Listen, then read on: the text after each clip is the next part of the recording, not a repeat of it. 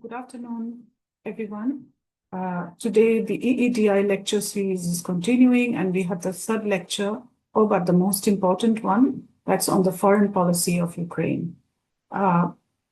Ukraine doesn't need an introduction because we are having the worst possible war on the territory of Europe and a genocidal war which has been waged and which is shaking to the core the fundamental values of Europe and the world, the fundamental values of democracy, human rights, and whatever is valuable for humanity, whatever we have achieved after the Second World War, especially. Focusing on the Ukrainian foreign policy, I have to say a few words just by way of introduction. One is that human relations are established and international relations predate statehoods. Even when states do not exist, then human beings communicate and human beings have that kind of a predated, let's say, the pristine kind of diplomacy that happens. So we really know that through those connections, then the statehood is another event that happens in the history of every state. The territories have changed and, the configuration changes. So the Ukrainian foreign policy we can safely say that it predates the statehood, formal statehood, because we've had annals of history that show us. I would not go into too much detail because we will deal with the modern period today. That is the precursor of even Ukrainian statehood. We can say that. However, to prove that, we need to discuss it and we need to elaborate on it, which I would not do now. The second thing is that there has been a clear evolution of different principles that the Ukrainian state has followed. Even within the configuration of the Soviet Union, because when it was forced to join the Soviet Union, it was became the part of the Soviet Union. The national, the Ukrainian republic was disbanded.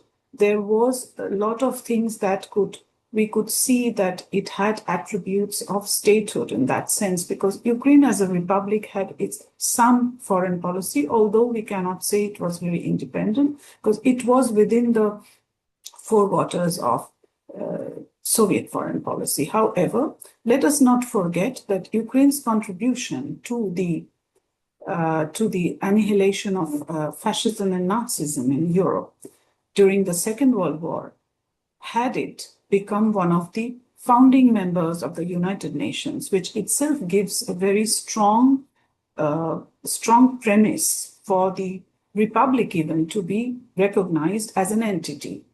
It will not be said as a statehood in the modern sense of the term, but it was a quasi-state kind of thing. It was a republic. And if you remember the Soviet constitution, which stipulated that the republics are independent and the republics can secede, that was one of the reasons and a valid, I would say, juridical and legal basis on which, when the dissolution took place, there was an argument that was used, that favored the peaceful dissolution of the Soviet Union. Now, I would like to say that another point, this is one point, the precursor of Ukrainian statehood, and the second point is Ukrainian foreign policy is unique in the sense that it is deconstructing a lot of the myths associated with traditional perception of, how the foreign policy of different states of Europe evolved, in the sense that it was never a colonial state. It was suffering from colonialism rather, and which the scholars are debating today. What was the colonialism was it suffering from, which can be derived that it was from Russia, but it was not the similar colonialism that the countries of Asia, Africa, and Latin America, the classical colonies, suffered from. It was a different form of colonialism. That was the assimilation policy. That was the policy of cultural appropriation, assimilation, and everything else. In fact, even Ukrainian statehood has been appropriated to some extent using the Kievan Rus legacy by Russia. So all these other things, there are a lot of points to discuss, but we would not reflect on them too deeply, but they have the roots on which, today the foreign policy is being reviewed and Ukraine as a state is prospering. That is why there's a lot of deconstruction. A real post-colonial essence of the Ukrainian state is also reflected in its foreign policy, in its dialogue with countries of the global south. I would like to now say that a few words I would appreciate before we turn our attention to our main lecture. The main speaker today is Sylvester Notsenko. I would like to introduce you to Dr. Olena Bordilovska, who is, I would just say a few words, that she's the head of the Department of New Challenges at the National Institute for Strategic Studies in Kiev since September 2022. And also she's a part-time lecturer of the Kiev National Taras Shevchenko University, Institute of International Relations, and also Institute of Philology, Indology Department. And she was before also teaching in the same university, also researcher, and started as a researcher and then raised to the associate professor. She holds a Doctor of Science degree, and she specializes on South Asia and global affairs. Also, I would say that she was a visiting lecturer in many Indian universities like Jawaharlal Nehru University, Manipal University, and also in Jagiellonian University in Poland, American University in Bosnia-Herzegovina, and also Quaid-e-Azam University in Islamabad, Pakistan.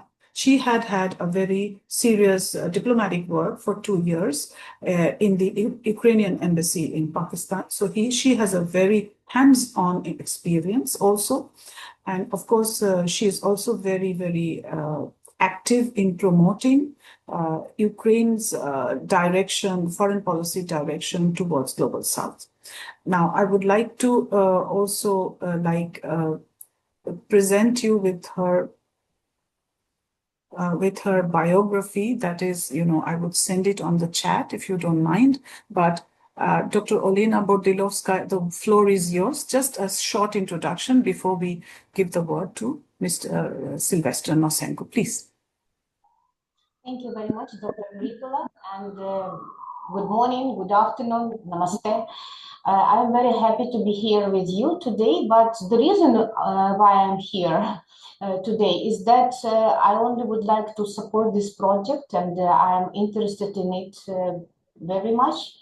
As you know, you have a brilliant speaker today, and once he was one of my brilliant students in the Institute of International Relations. So now he is a well-known expert in Ukraine himself, and I'm pretty sure that he will present his vision in the best way. I'm here today because he is a very busy person today as well, with his own experience in governmental structures as well. So that's why I agreed to be a part of this program as well, in case he will be busy again with something very important. As I catch such an opportunity, I'm happy to say that yes, I had some experience with teaching foreign policy and geopolitics of Ukraine in Indian universities, different universities, and what I understood is that the knowledge about Ukrainian policy, Ukrainian geopolitics, Ukrainian foreign policy principles is still very poor in India, unfortunately. This is our fault, first of all, because we did not pay too much attention to declare what is Ukrainian policy. But still, the fact is that we need to go forward with this direction, and I'm very happy that Dr. Bridula initiated another project which could help us. What I understood with my own experience is that people do not understand, students and even professors in India, they do not understand clearly that Ukraine is one of the biggest states, actually the largest by territory state in Europe. And it has its own traditions, it has its own principles, and it has reasons for conducting the foreign policy, which Mr. Sylvester will be talking to you in details, I suppose. The fact is that being the largest European state, Ukraine has 7 important neighbors in Eastern Europe, and also among the neighbors we have Turkey and Russia. And the very unfortunate fact is that the longest border we share exactly with Russian Federation. Right now, we know what a challenge is this, what a threat is this, and been in the war for more than 10 years already. We understood that maybe in our foreign policy, there were some miscalculations, misunderstandings. That's true, and we have to accept, to admit it. Still, from the very beginning, what are the main principles of the foreign policy of Ukraine? I would like to know this shortly, and then we will listen to our main speaker, of course. Is that Ukraine, from the very beginning, since the 24th of August, since the very first day of our independence, clearly admitted that there is no territorial claims to our neighbors. Ukraine is a very friendly, tolerant state. It's a reliable partner, which was always happy within its borders. We had no claims, and we would like to have a very good relationships with all our neighbors. And all our principles, the main principles of provisions of our foreign policy, as they declared in the constitution of Ukraine and different laws and different special documents as the basic rules and the directions of Ukraine's foreign policy since 1993 and many other documents, we stated that we wanted to be a very active part of global community, to have good relations with our neighbors, to cooperate with different regions and nations throughout the world. But one of the first principles is to be back to our European basis. It means that Ukraine declares itself as a European country because we are European. And the major task of our foreign policy was always to revive the European identity. The same thing is without our security policy, because, you know, it's a lot of misunderstanding and speculation that NATO is guilty for war between Russia and Ukraine and all these things which I even don't want to mention again.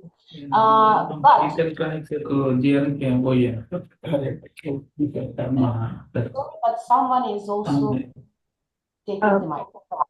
Okay, back here. Okay.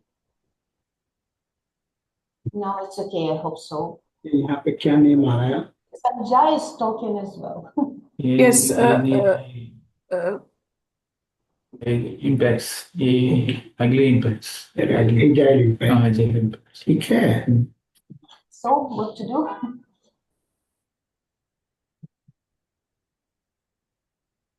I have muted. Okay, please carry on. Please mute yourselves, everyone, whenever the lecturer is speaking. Mute yourself. Take care to mute your microphone. When you want to ask questions, then you can switch it on. Okay, thank you. Since the very beginning, Ukraine was very active in different international organizations. As it was mentioned by Dr. Mridula, Ukraine is the founding member of the United Nations. We took part in different United Nations peacekeeping operations. So Ukraine became a part of European security before the war starts. And we had a huge experience in different operations, actually sometimes together with Indian peacekeepers as well, in Kosovo, in other Balkan states, in Africa. Ukraine was very active in regional cooperation and regional organization. But let me be very clear, Ukraine never participated in Russia-led organization. Ukraine never has been a part of so-called Commonwealth of International States, CIS. Yes, we participated in some programs and mechanisms, but we never got a full membership in CIS. We never accepted any Russian proposal to be a part of Eurasian Union and many other organizations provided by Russian Federation. At the same time, Ukraine always wanted good relationship with Russia because it is our neighbor with more than 2,000 kilometers of border. And the last thing maybe to be mentioned here is that searching for our European and European identity and searching for the security mechanism, since 1994, Ukraine took a very active part in different programs initiated by NATO. I mean that our relationship with NATO started not in 2022 and not in 2014, much more before, because Ukraine became the first post-Soviet state. We don't like this term actually, because we are a new independent state and the European state, East European state, not post-Soviet, but let's say the first post-Soviet republic, former republic, who became a partner of NATO in the program for peace program of NATO, and we cooperated with NATO since those times. By the way, Russia also cooperated with NATO within the same program. It was such a time. Many things happened, but still I think that Ukraine had a lot of chances to prove that we are searching for our European identity, for our peaceful neighborhood, for our good relationship, not only with the Western countries, because Ukraine always was open to cooperate with many Asian countries, with many countries in Africa. We have our own story of India-Ukraine relationship, which is also a unique one. So it does not mean that we prefer only the Western direction. But yes, it was the main one, because we belong to Europe. And with such an introduction, I think it's more than enough. I'm very happy to give a floor to Dr. Mridul and maybe to our main speaker, Sylvester Nosenko.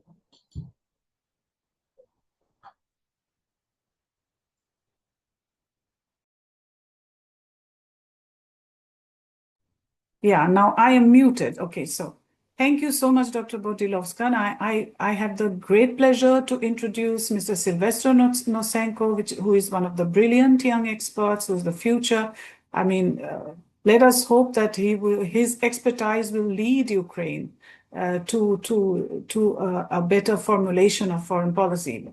He teaches this course, but in one lecture, it's impossible to cover everything. He teaches a full course on Ukraine foreign policy. So I have requested him to squeeze it and say a few words. And he has a very busy schedule because he works at the office of the Vice Prime Minister of Ukraine, and you can imagine. The floor is yours, Mr. Sylvester Nosenko. He's a very popular teacher among students. So it's all your territory today. Please. Thank you, dear Professor. First of all, the usual question: do you read me loud and clear? Yes, we do. Perfect. Thank you. Thank you once again, dear Professor Mridul and dear Professor Botilovska, for the generous words of introduction. Indeed, I was once a student, and it only attests to the level of my teachers. That I am now working at the Cabinet of Ministers of Ukraine. So you can imagine the level of expertise that my teachers have. I have to say that I take such opportunities very seriously, such gatherings, I mean, and this is not empty rhetoric on my part, because until today, I was an advisor to the Deputy Prime Minister for European and Euro-Atlantic integration. I may be reappointed because of the government reshuffle, but that short break gives me a chance to speak more freely on the topic. So I think this is a good coincidence that I have been dismissed from this position. And in that respect, this meeting is also an opportunity for me to represent my country to foreign audiences. Given that this official role of mine has come to a rather abrupt end at this moment, I can go back to my scientific self for the time being. And in so doing, I will attempt to do several things, which I will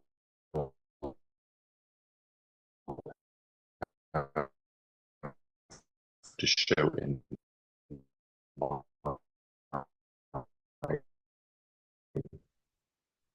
my presentation. It's best to be material.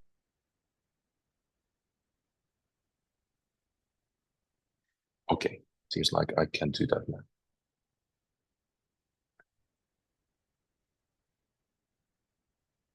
So, going back to my presentation, there are several things that I would like to cover. These are rather the principles which will guide my presentation today. And there are three of them. But still, I would like to add a point zero to this list after hearing the initial words of introduction from my dear professors. Really, the first thing that we have to be guided by when talking about Ukraine's foreign policy is dispelling some of the myths surrounding it. Because just like Professor Bodlovska said, the topic of NATO is a very controversial topic when it comes to foreign policy globally, not even concerning Ukraine alone. One example is that Ukraine indeed participated with NATO long before the Russian aggression started in 1990s. And Russia had even more intensive cooperation with NATO than we did until the very recent period. I mean, Russia had a NATO-Russia Council, which was established in 2002, which Ukraine did not. And the same structure for Ukraine was established after the full-fledged invasion started. So you can understand that the political dialogue between NATO and Russia was even more intensive. And during that period, there were no threats of an incoming invasion on the part of NATO into the Russian territory.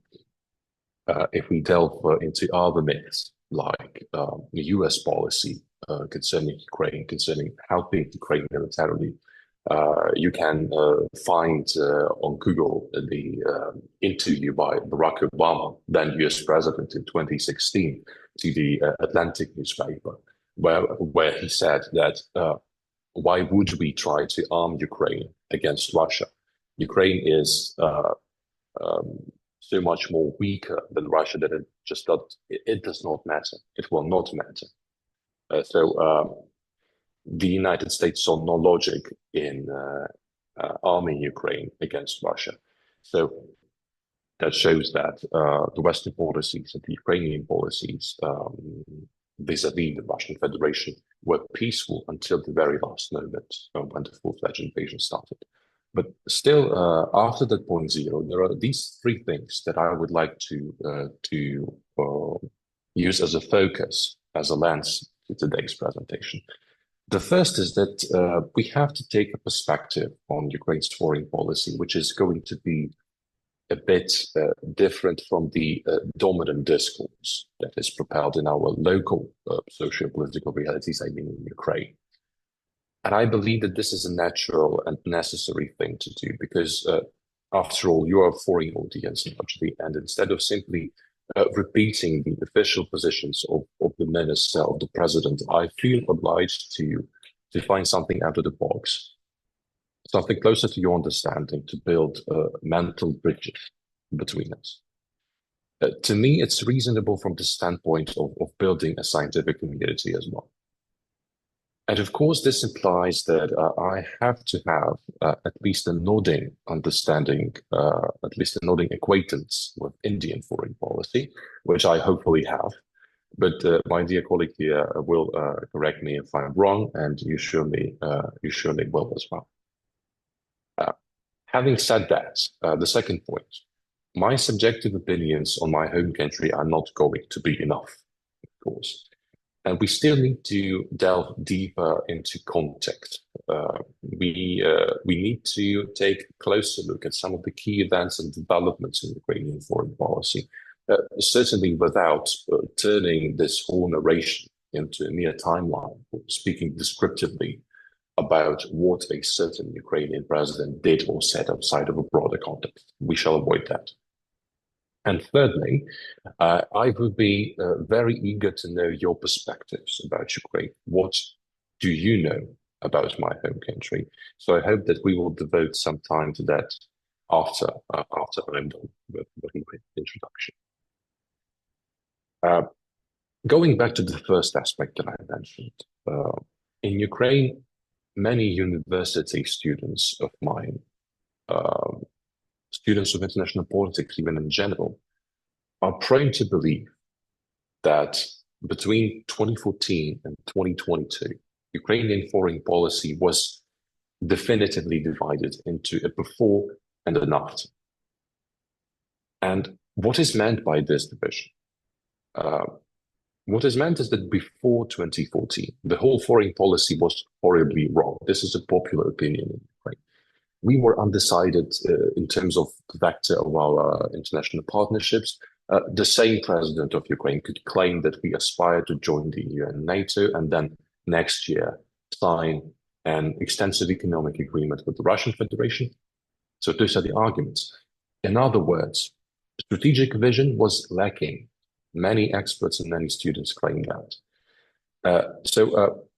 In general, I see that my students and many people beyond that circle believe that this period was horribly wrong. And accordingly, the period between 2014 and 2022 is widely believed to mark some of very correct changes with respect to priorities and foreign policy vector of Ukraine. These people will argue that Ukraine finally settled down, so to say, and chose a strategic course towards EU and NATO. There is no gambling, as it were, in foreign policy behavior anymore when we quarrel with one major power and then turn to another one to fill the vacuum that is left. So this is the dominant discourse. But in reality, this is actually how you can imagine it. Before 2014, we had that multi-vector, multi-allied foreign policy with many countries, many of which we called strategic partners, often without filling this term with real meaning. As you can see, India is also here. By the way, it's a very important fact that before 2014, the trade turnover between Ukraine and India, between Ukraine and China, and obviously between Ukraine and Russia was much higher than it is now. Then because of that rift, because of that crevice chronologically in 2014, 2022, we were more undecided. We were looking for new priorities. And finally, it appears that in 2025, there are two main vectors that Ukraine is pursuing. At least this is what you can, at least this is the perception that you can get from the media. But in reality, this isn't a question of the ultimate right or wrong in terms of foreign policy choice. Rather, this is a question of finding Ukraine's place in the world through a long succession of events. This is about understanding who we are and communicating it to the world. And if you take this perspective, you can see that the goals that Ukraine was trying to achieve, to fulfill, are largely the same, irrespective of the chronological period that we're talking about. In the pre-2014 period, Ukraine was promoting itself as a newly independent, peace-loving European nation that renounced its nuclear arsenal. This is the unique case in world history. It tried to portray itself as a country trying to attract foreign direct investment and get integrated into the international institutions. And obviously, it requires very diverse relations with many countries worldwide, not only Western countries. In the, let's say, transitional period lasting from 2014 to 2022, Ukraine was still trying to prove to the international community that it's a peace-loving nation suffering from Russian aggression. That is, Ukraine was not an aggressor as Russia was trying to portray it. We were arguing that because of that, we need support in order to restore justice. We tried to forge business relations and contacts with other countries, including among global partners like Indonesia, to fill the economic vacuum left by Russia, the severed ties with Russia that were the heritage of the Soviet Union. And still we were trying to get integrated into international institutions, EU and NATO. So basically, the formula remained the same despite the tremendous changes that took place.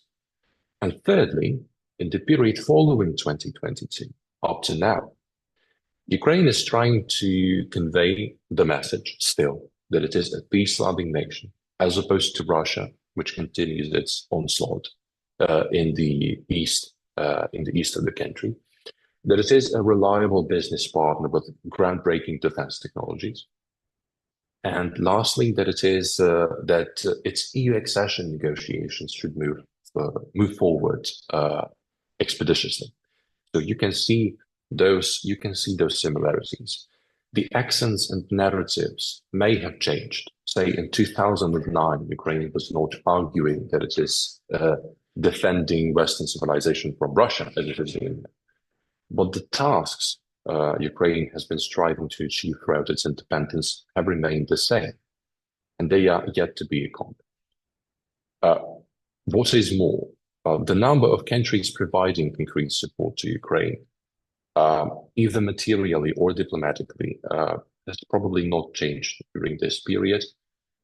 You can see that by taking a look at votes for the United Nations General Assembly resolutions from 10 years ago, 11 years ago in 2014, and this year, the numbers are pretty much comparable.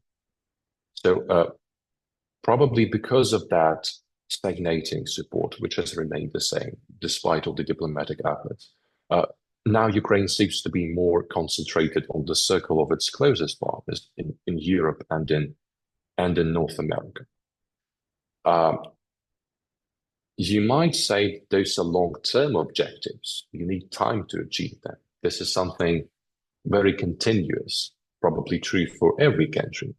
The United States or China or any other country cannot claim to have achieved all the goals it has decided for itself in foreign policy. That's true, but taking stock of the path that we have traveled, you can see a very complicated picture. Ukraine did manage to convince the world of being a peace-loving democratic country.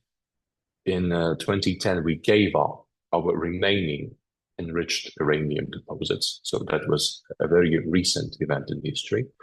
We complied with the Conventional Armed Forces Treaty by cutting our army and military hardware, even when the Russian invasion was already ongoing, that is, after 2014. In addition to that, to the atmosphere of peace-loving nation that we were promoting, Russia had a free hand in Ukraine culturally and economically. Russian language was used freely. In my hometown, in the west of Ukraine, in the city of Uzhhorod, we had Russian-speaking schools teaching Russian language. We had a very large Russian culture center organizing all sorts of events to promote Russian culture. So there was no hatred, no animosity towards Russia, towards Russian culture, and Russian politicians were very popular in Ukraine. In some economic sectors, the same was true. Russian share was as high as 70% in many areas like the banking sector, for example. Ukraine suggested that together with Russia, the two countries could access Asian markets together to sell their own technological products there jointly. And in that respect, Ukraine even suggested that it could become an observer at the Shanghai Cooperation Organization. So that proves the multi-aligned policy, the peace-loving policy that Ukraine was trying to promote. But still, the relations with Moscow were too complicated, even despite all those positive steps that we'd taken. It took 8 years, just to give you an example of those complications. It took 8 years after regaining independence for Ukraine since 1991 to approve a treaty on friendship and cooperation with Moscow in 1999 because of all the complicated diplomatic processes surrounding the post-Soviet heritage that we had to divide with Russia, like the Black Sea Fleet. And those negotiations with the Russian side were brought with blackmail, I would say. This is not properly a diplomatic term, but it is probably true. It is probably true just to use it now. And then it took more than a decade to renew that treaty in 2012 to make it meet the demands of the time, to keep it abreast of the times. And even that was not enough for Russia, because it felt that Ukraine was drifting away from the post-Soviet space that it was striving to control. One more prominent example, Ukraine before 2014 even seemed to approve of some of the Russian security initiatives in Europe. During the presidency of Dmitry Medvedev, who is also now a prominent politician in Russia, in 2012, 2010, 2011, the Russian side was propelling the idea of a security treaty for Europe, which in short would exclude the United States from maintaining peace and security. And instead, that role would be entirely devoted to the EU and Russia. Ukraine took that idea, trying to act as a bridge-building nation, trying to advocate the point of view to the European Union that this Russian idea is a good start for a discussion and to paving the way to peace and security in Europe, lasting peace and security. So there was no opposition in that respect. We were trying to build bridges. We were trying to initiate a dialogue between the grand powers in Europe in order to ensure that there is peace and security for everyone. And unfortunately, that did not matter to the Russians at the time and now as well. I mentioned one important thing, that Ukraine was drifting away from Russia, and they were not very approving of this. And by drifting away, I mean developing amicable relations with other countries. So there is nothing illegal about it, really. And this also falls under one of the goals, one of the categories of goals that I mentioned earlier today. Building those relations surely required creating Ukraine's own national identity, your own national brand, using modern vocabulary. So Ukraine tried to cultivate what other advanced economies, other civilized nations in the world had that Russia was lacking. It was all about reforms. It was all about democracy, coalitions of like-minded countries, economies, like the Guam, for instance, or the community of democratic choice, which Ukraine was advocating during Viktor Yushchenko presidency 20 years ago. And what was happening against that background was constant turmoil in relations with Russia. The more Ukraine was building relations with other countries, drifting away from Russia, the more Moscow disliked it. There were all sorts of trade wars, gas wars, when Moscow was trying to create so-called Ukraine fatigue in Europe and present Ukraine as an unreliable gas transit actor. So much for a brotherly, fraternal nation. And in the perception of some Ukrainian leaders, that gave good reason to a feeling that relying solely on Russia as a key partner would be very much wrong. And that circle of partners in foreign policy should be broadened as a safeguard. And that is exactly what we did, building ties with Brazil, ambitious space projects, initiating talks with India on the free trade area, talks with ASEAN that continue to this day in order to become a dialogue partner of the Association of Southeast Asian countries. But the problem with extending that circle of partners is that Ukraine probably lacked clout, lacked influence to rally other countries around itself as a country with high moral authority and influence. EU and NATO enlargement contributed to this because the center of gravity shifted to the west and to the east. Russia felt it could cooperate more with China, and together they could change the power structures in the world. Respectively, Central and Eastern European countries, our closest neighbors, felt that they could join EU and NATO, and by doing so, increase their power and influence in the world. And that left Ukraine alone, that left it with the prospect of becoming a buffer zone, a very dangerous prospect. When Russia was laying more and more claims on Ukraine, on Ukrainian territory, on Ukrainian identity and heritage, when other countries, Western countries, I mean here mainly, were not that interested in seeing Ukraine join the Euro-Atlantic and European structures. And that created the power vacuum simply, which Russia simply tried to fill. The presentation probably ends here, but one more thing that I would like to talk about is another famous approach to studying Ukrainian foreign policy, and which Dr. Marina Lagosh mentioned at the beginning. It is related to post-colonialism. There's a very popular view that Ukraine is now experiencing post-colonial process, and that the Russian invasion of Ukraine is essentially a neo-colonial war. As a researcher, we are all bound to a certain paradigm in studying international relations. And because of that, I can say that I do not see much added value in using post-colonialism as a lens. There are several reasons for that. First of all, as my dear colleagues mentioned at the beginning, Ukraine is a country with a long history of statehood, culture, of international ties. We regained our independence in 1991 because we had it 300 years ago, 400 years ago, and even 100 years ago, when the First World War was nearing its end, running its course.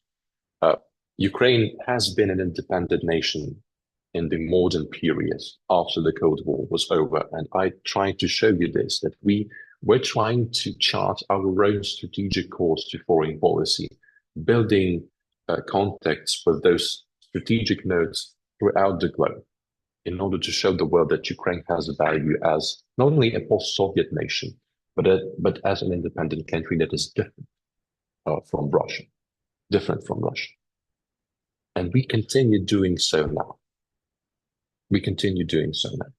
The only thing that is preventing us from being that country that we are striving to be is that the external conditions of the world are worsening. And the fact that they are worsening has been very evident, since approximately 2008, since the global financial crisis, when it became evident that Western liberalism, Western democracy, Western alliances are becoming weakened, Western economies are weakened.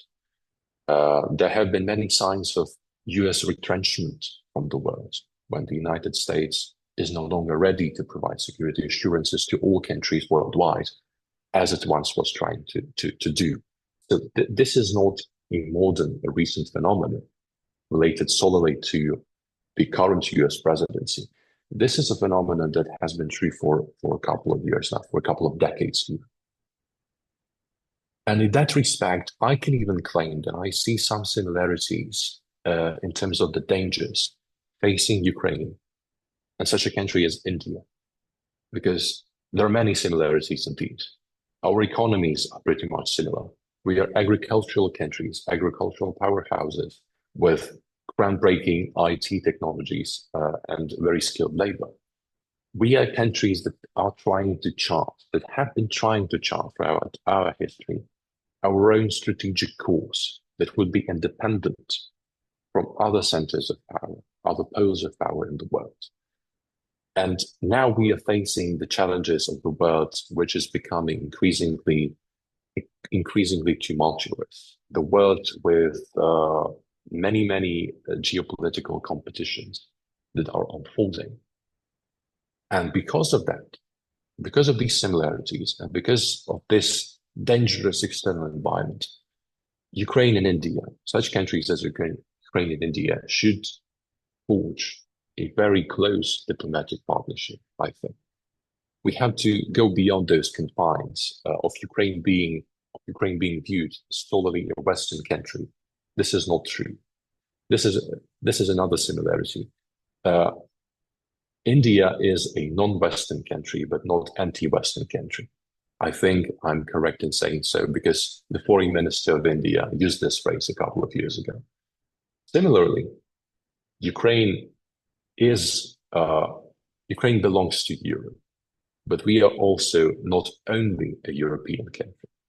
In terms of the objectives that we are trying to achieve, in terms of the things that we are talking about in diplomacy, about global peace, about global food security, about all the good aspects that are out there in the diplomatic cooperation between countries that would be beneficial, not only to Ukraine or to Europe, but to all countries as a whole.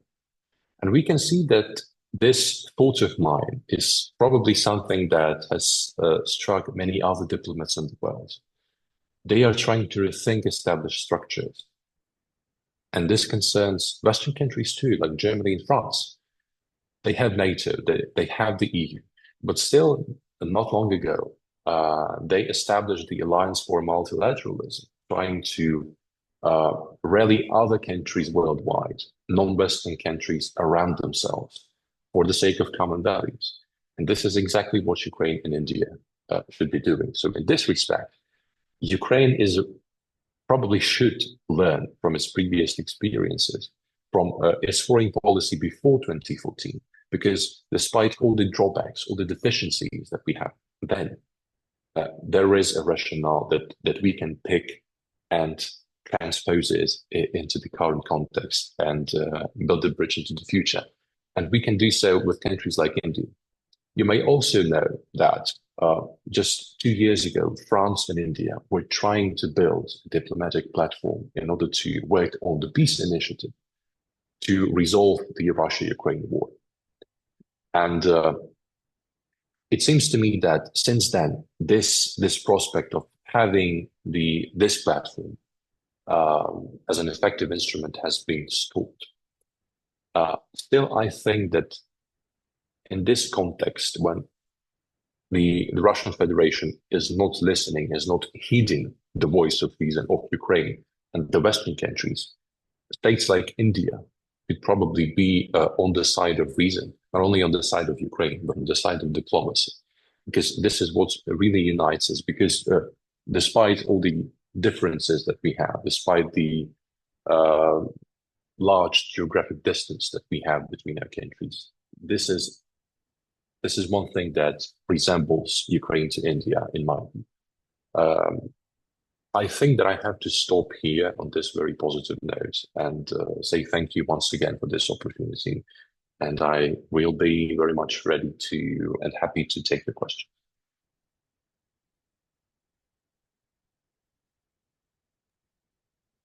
Thank you. Thank you, Mr. Nosenko, for your very brilliant lecture and overview of Ukraine's foreign policy, especially the modern era and the highlights that you made with regard to especially India.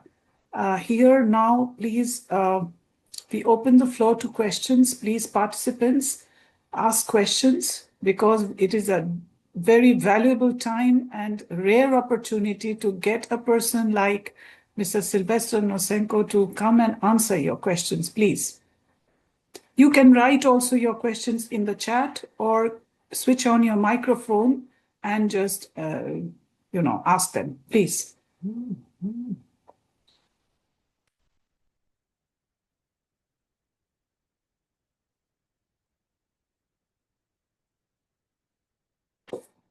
Yes, please. If you have questions, it's strange you don't have questions. It's not possible. Yes, please, Miss Anna Devetsky, please. Hi, my name is Anna Debecki, and I'm actually speaking to you from Warsaw. I am a member of Europe Dialogue, and I work with UFE. I'm the vice chairperson of the board of directors. And I would like to, I'm Polish, and I was born in Poland, but I actually lived for about 35 years in the US. And the best time of my life that I've actually spent living in the US was when I lived in this beautiful apartment in the neighborhood in Chicago called Ukrainian Village. And at the time when I lived there, it was the 1990s. I moved into the neighborhood in 1994, just after the Berlin Wall fell. And I lived there until I moved to this place on Lakeshore Drive in Chicago. But the Ukrainian Village apartment is still the place I literally dream about because it was so lovely to live there. Now, as far as my question is concerned, let me just take a moment to give a little bit of a background. People always talk about the diplomatic approach, and Sylvester and the speaker before spoke about how Ukraine would like to present itself as a peace-loving nation. And the lady who spoke before, Elena, said Ukraine always wanted to show that they were very happy within their borders. She also said Ukraine declared itself a European country because we are Europeans, because Ukraine is European. And then Sylvester stated, I want to know, what do you know about my home country?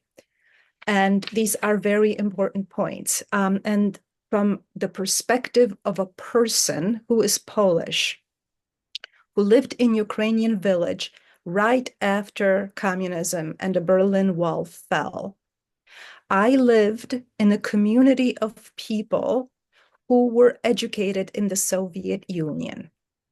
So the people who lived around me, who were Ukrainians, many of whom were recent arrivals in the US, most of them had the Soviet perspective on me as a Polish person. And there was a lot of negative propaganda, of course, against Polish people. And when you live in a place like Chicago or New York, and you live among different communities of people, you learn about how the person thinks, how the community thinks, how the people think as a whole. What is the culture? What are the traditions? And I come from a family of vehement Europeans. We see ourselves as Europeans, as a family, as much as we see ourselves as Poles. And as a person who lived in Chicago among many different communities, this is the experience of living among Ukrainians, people who thought, many of whom thought, who very politely expressed their opinions because that's how they were educated, who thought that Poland actually fought in World War II, for example, on the side of Adolf Hitler, which of course is not true. But this is what a lot of people thought. As far as being a peace-loving nation is concerned, that is my question. Yes. Is it possible to actually educate people about Ukraine, because this is very precious to me and this is very important to me, because these are people that I have known and these are people who cared about me and that I cared about.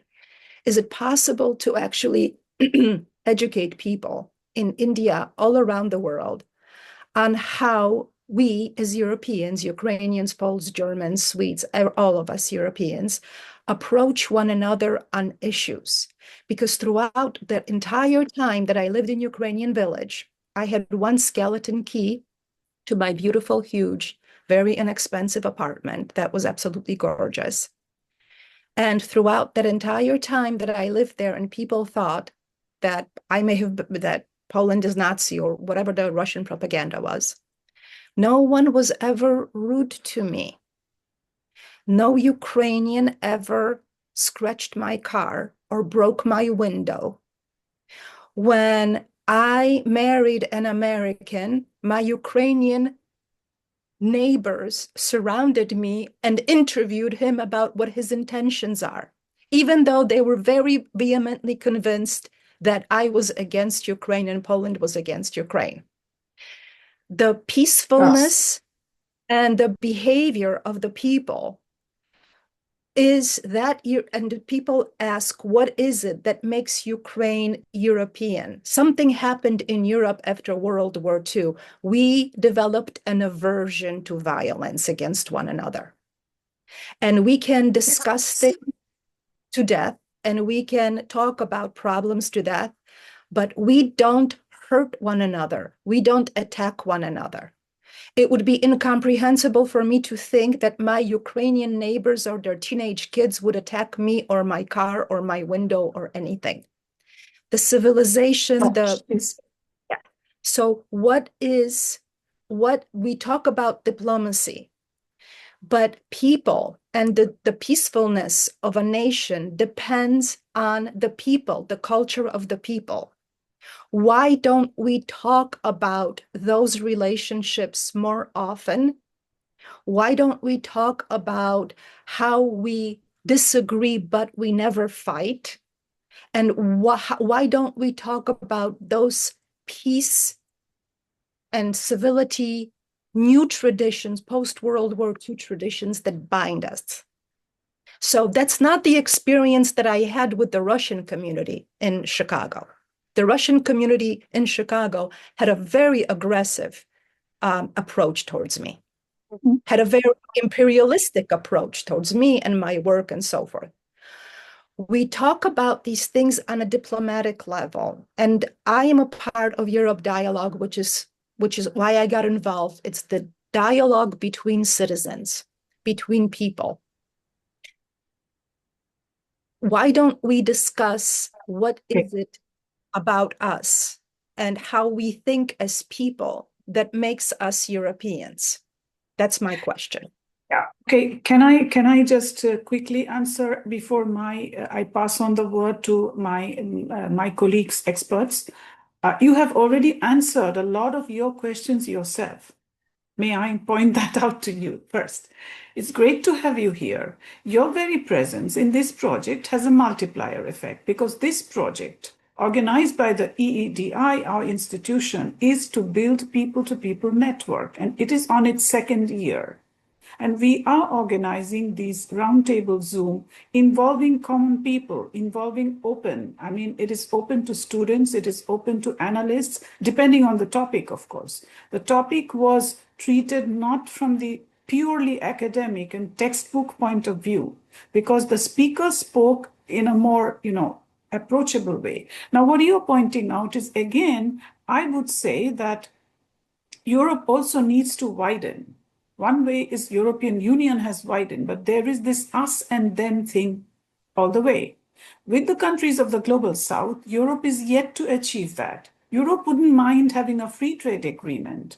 But what about people-to-people relations? There, a lot of hard work needs to be done. It is not easy for people from the global south to travel to Europe, even to watch what is happening in Europe, where the Europeans can travel very freely. Let me tell you from the experiences that we have, like this is the Schengen border that is encapsulating, even excludes Ukraine for that matter.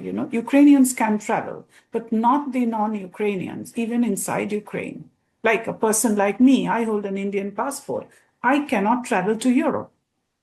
Right. It's not easy. So it's not easy for people having a non-EU perspective. If the European Union needs to be a global player and not just a regional player, so a lot of different work needs to be done. And the focus that you're telling should be one of the works of the public diplomacy of each country, and of course the EU's public diplomacy. That is not the task of the career diplomats, because they deal with other issues. But this is the task of public diplomacy, which then goes into cultural diplomacy and other things. And then the main thing is that to set the framework for institutions and people to communicate, to travel to each other, to know each other better. But the framework needs to be created.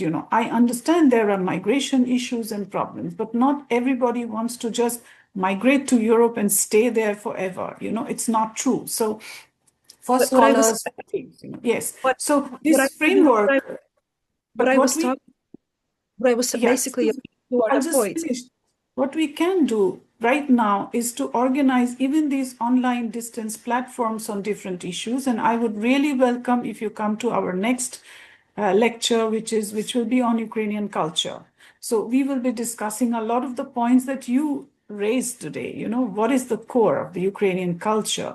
Basically, we will also discuss different facets of it. But I really appreciate the way, you know, the European, let's say, I would say the football championships, you know, that was an eye opener for many because those really make the national elements come out, but the teams, they compete. But I haven't seen the country teams or the fans fighting each other. You know, what happens in the club football, it doesn't translate into the league football. So there were, you know, I worked on the European football scene, the fan culture and other things. So I knew about it when the Euro 2012 was co-hosted by Poland and Ukraine, you know. We trained the volunteers to talk to each other from both from Ukraine and from Poland. So I was one of the trainers and I remember how to say these things, you know. So we need a group of perhaps trainers, perhaps facilitators, perhaps, you know, and to organize different events. And that's what can be done maximum at our level. But from the policy level, certain framework needs to be created, which unfortunately we cannot create. Yeah, please. So I was addressing specifically the points of Ukrainian declaration declares itself a European country because we are European, which is what the previous speaker stated.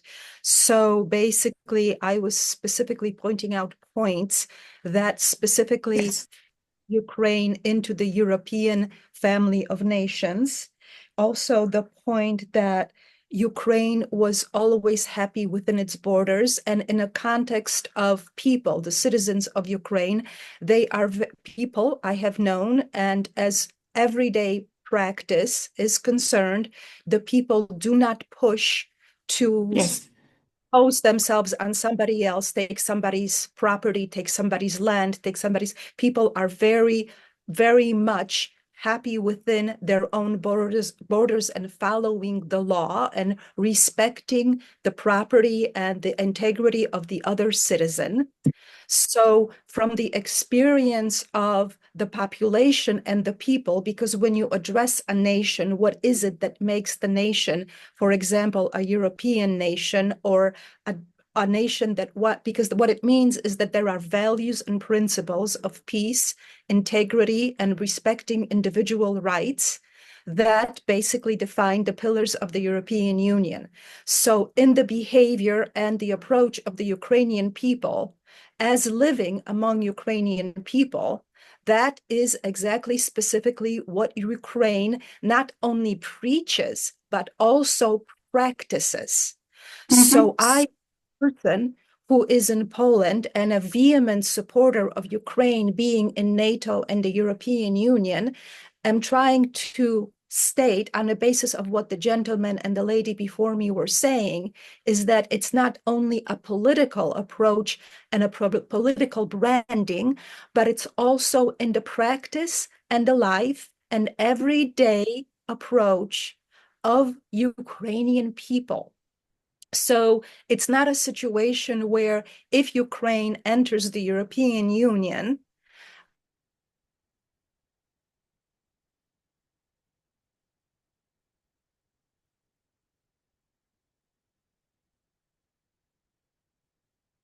do you hear her, please? I mean, I cannot hear.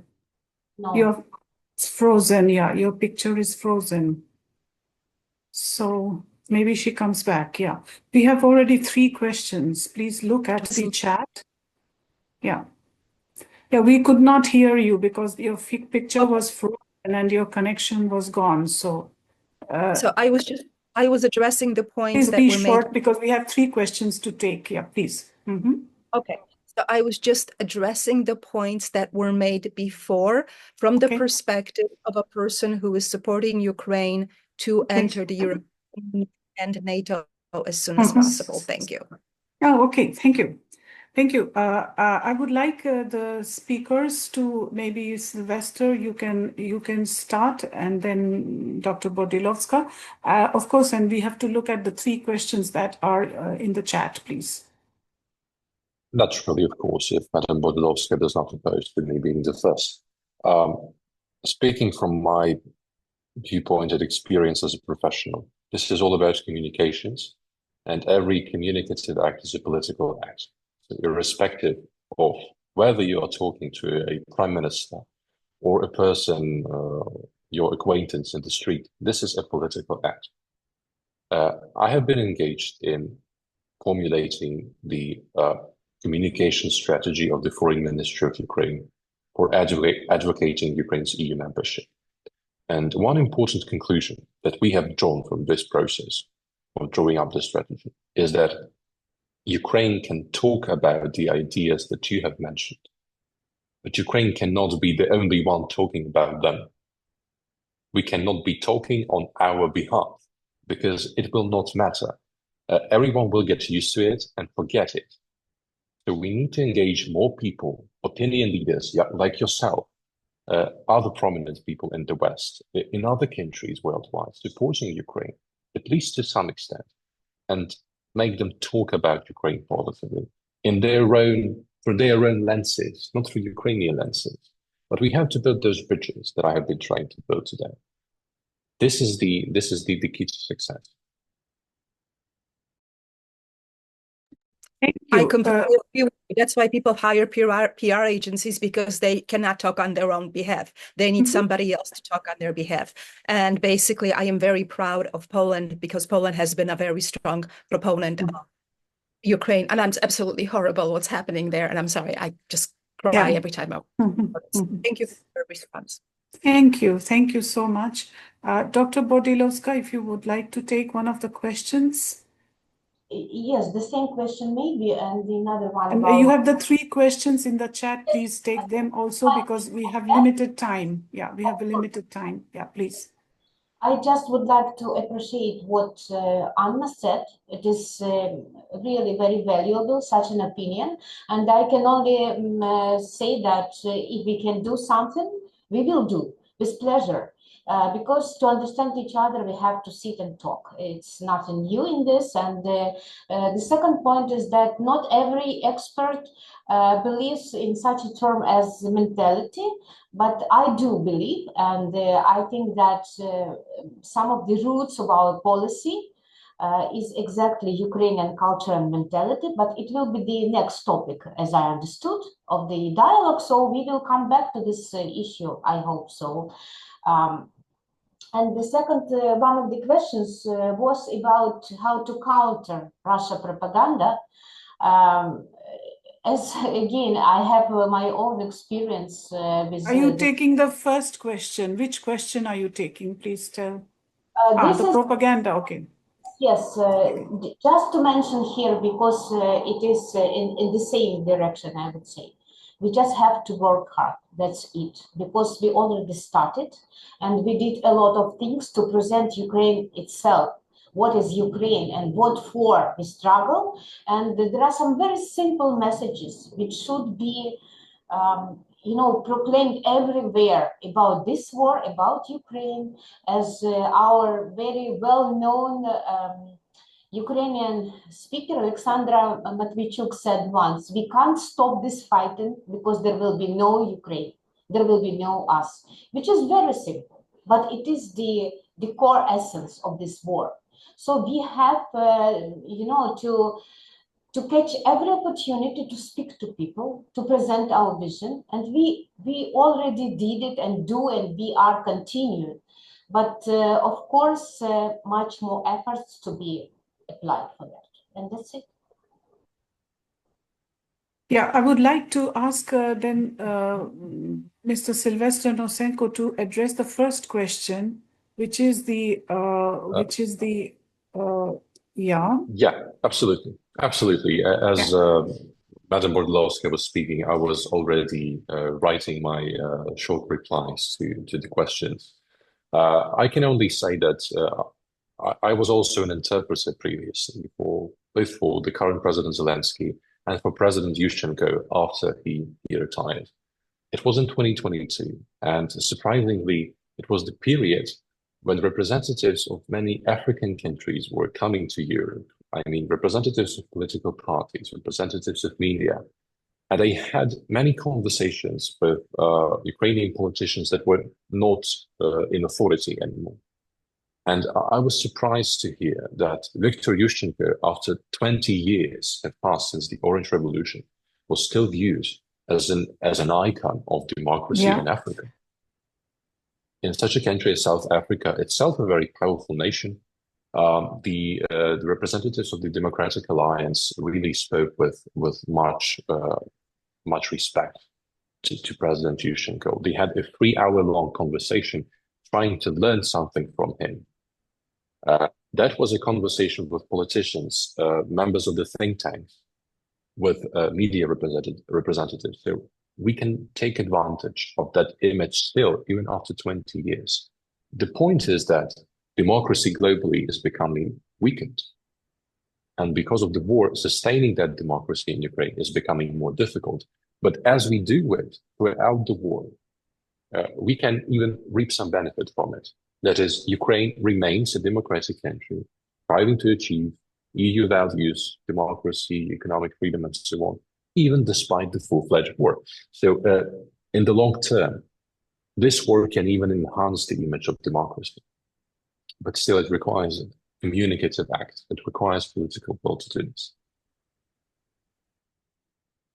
Okay, I hope your question is answered.